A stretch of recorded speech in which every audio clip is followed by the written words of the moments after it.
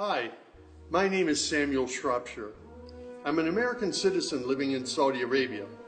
I came here in November 2011, not knowing anything about Islam or the Prophet Muhammad, peace be upon him.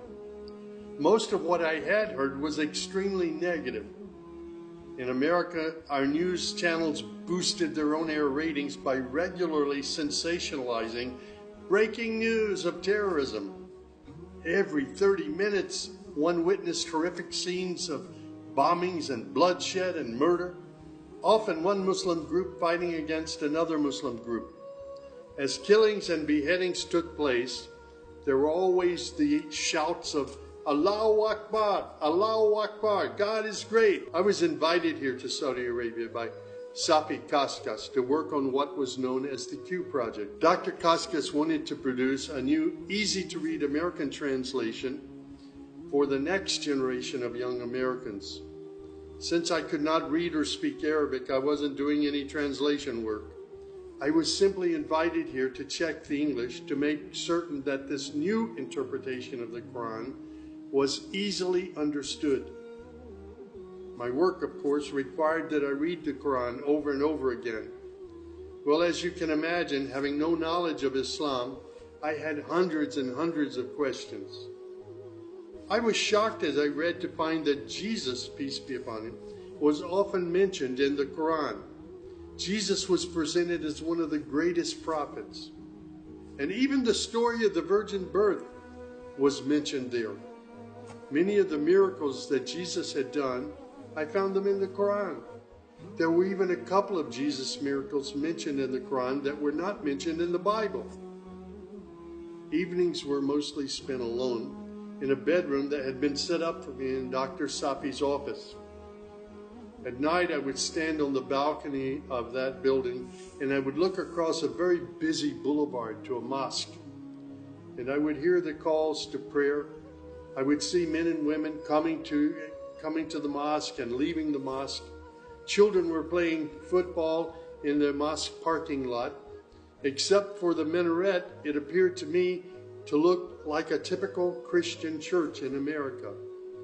My heart longed to be in that mosque. I felt compelled by God to go there. A few months later, I got up the courage to walk down the street and to knock on the door of Taqwa Mosque. Now, nobody knocks on the door of a mosque. Normally, they just open the door and they walk right in. But I was not sure how I'd be received, so I stood there knocking until someone came to the door. That person simply said, "May I help you?" I said, "My name is Samuel. I'm a Christian from the United States. Is it okay if I come inside?" And that man, Shafiq Zubir, who was the caller to prayer, he reached out and he hugged me and he said, "Of course, come in." I sat in the back of the mosque during prayer times for 3 days. I didn't understand what was going on. I saw men standing, bowing, putting their heads to the floor as the Imam led them in prayer. I had little knowledge about what was happening, but I felt God's presence in that mosque. And the men of Taqwa Mosque were so friendly to me. After 3 days, I asked Shafiq if he could teach me the first surah of the Quran, Al-Fatiha. This was a necessary element in praying the 5 daily prayers. I was memorizing sounds, but I didn't know what the sounds meant.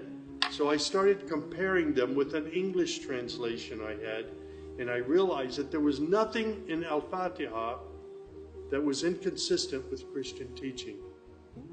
There I read the encouraging words that God was the most merciful, the distributor of mercy and forgiveness. My heart was being strangely touched by the words of the Quran and the love displayed by the men of Taqwa Mosque.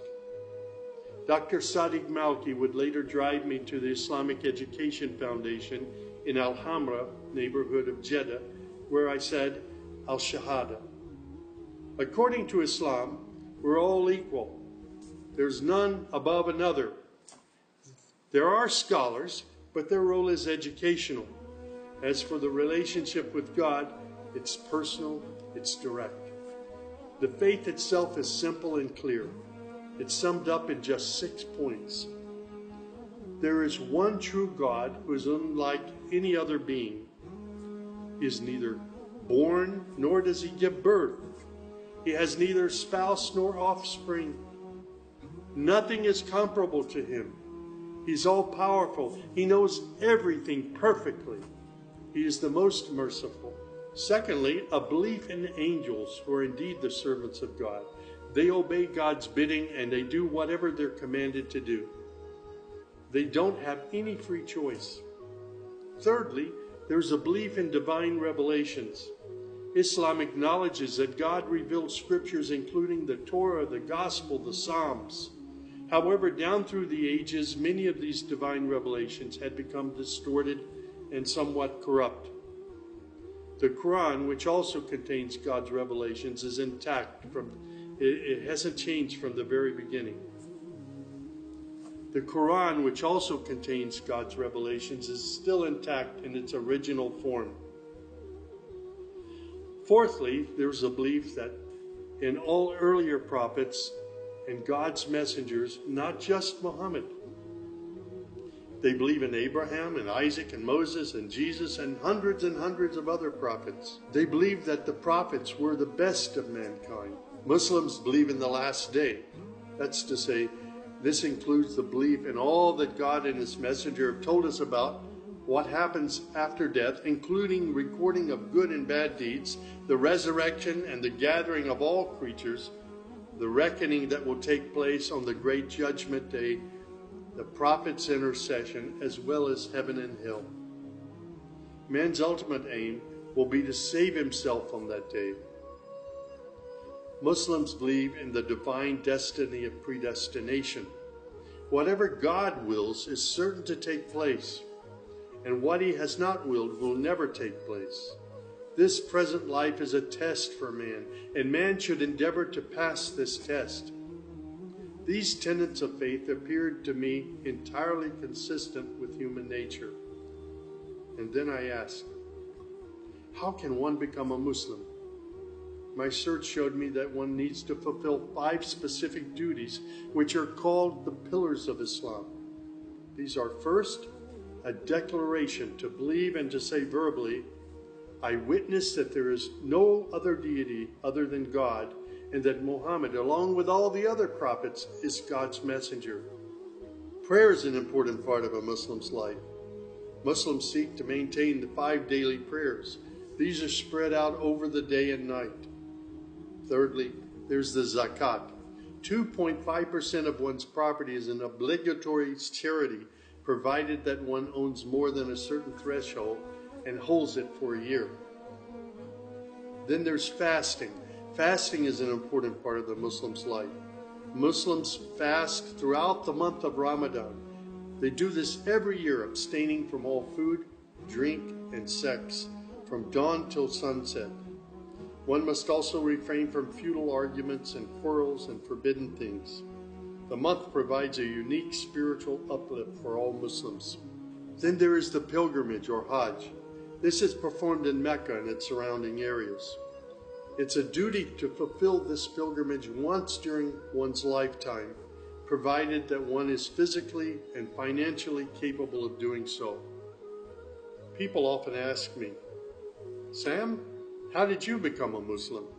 In the church was a library, and in that library were children's books.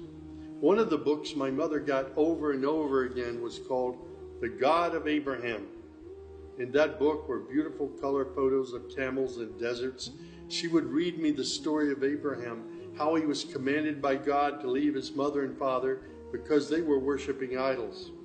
She would pause and she would say, Sammy, you always have to pray to the God of Abraham. There is only one true God, the God of Abraham. My commitment to God has been strong and enduring since my younger years.